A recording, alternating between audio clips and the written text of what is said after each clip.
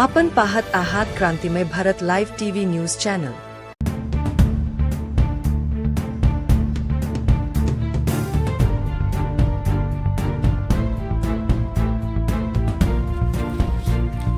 पूर्णा तालुक्यातील मोजे पांगरा येथे गंगाखेडचे लोकप्रिय आमदार डॉक्टर रत्नाकर गुट्टे यांच्या हस्ते विविध विकास कामांचे भूमिपूजन करण्यात आले। यात आरोग्य केंद्राची इमारत, रस्त्याचे काम, समाज मंदिराचे सुशोभीकरण व नाली बांधकाम, तरंगल मारुती मंदिर रस्त्याचे कामासह खडीकरणाचा समावेश आहे। प्रारंभी हरिभक्त पारायण दीपक जोशी महाराज यांच्या कीर्तनाने कार्यक्रमाची सुरुवात झाली। या प्रसंगी कार्यक्रमाच्या अध्यक्षस्थानी माजी उपसरपंच ढोणे होते, तर प्रमुख पाहुणे म्हणून गटविकास अधिकारी नारायण मिसाळ, तालुका अध्यक्ष सुभाष देसाई, ॲडव्होकेट जी.एन. डाकोरे, पंटी कदम, मारुती बखाल, घाटोळ मामा, API सुशांत किनगे, गीताराम देसाई, महाजी देसाई, संभाजी मोहिते, सैनाजी माटे, प्रकाश फुलवरे, दिलीप आंबोरे, संतोष बेटकर, लक्ष्मण शिंदे, माणिकराव बेटकर, अशोकराव बेटकर, त्र्यंबकराव ढोणे, दाजीबा भोसले, प्रभाकर डाकोरे, खंडू पवार, गोविंद देसाई, विलास गिरी, सुभाष गुंडाळे, भगवान इंगोलेसह आदींची उपस्थिती होती। आमदार गुट्टे यांनी या भागातील विकास कामांसाठी कोट्यवधी रुपयांचा निधी दिला असल्याचे सांगतच आणखी विकासासाठी निधी देऊ असे आश्वासित केले। कार्यक्रमाचे प्रास्ताविक पांगरा गावचे सरपंच उत्तमराव ढोणे यांनी केले, तर संचालन व आभार सुदर्शन ढोणे यांनी मानले। कार्यक्रमानंतर सर्वांनी भोजनदान केले। कार्यक्रमासाठी महिला वर्गासह पंचक्रोशीतून मोठ्या संख्येने लोकांनी हजेरी लावली होती। काय म्हणाले आमदार रत्नाकर गुट्टे पाहूया।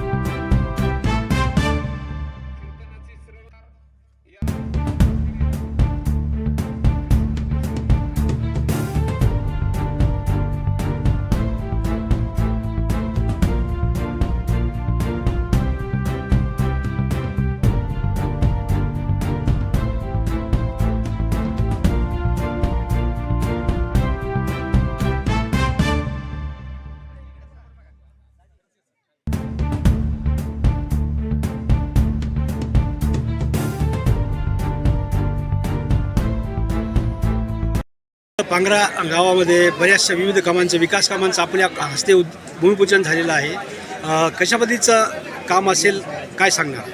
नाही, आता जे भूमिपूजन झालेलं आहे ते रस्ते एकदम उत्तम रस्ता होईल, उत्तम नालीचं काम होईल, हॉस्पिटलचं एक आपण केंद्राचं उद्घाटन, आरोग्य केंद्राचं ते आरोग्य केंद्र एकदम चांगलं, उत्तम आणि व्यवस्थित बांधलं जाईल आणि त्याला जनतेचा खूप जनतेचा त्याच्यामध्ये त्याला इथे जनतेचा जे प्रॉब्लेम आहे, खूप मोठा प्रॉब्लेम होता, लवकरात लवकर सगळ्या भोवतालच्या गावाला पण त्याचा फायदा होणार आहे आणि इथे तर त्यांना आरोग्य सेवा मिळणार आहे। एक रस्त्याचं काम सुरू आहे संत गतीने सर।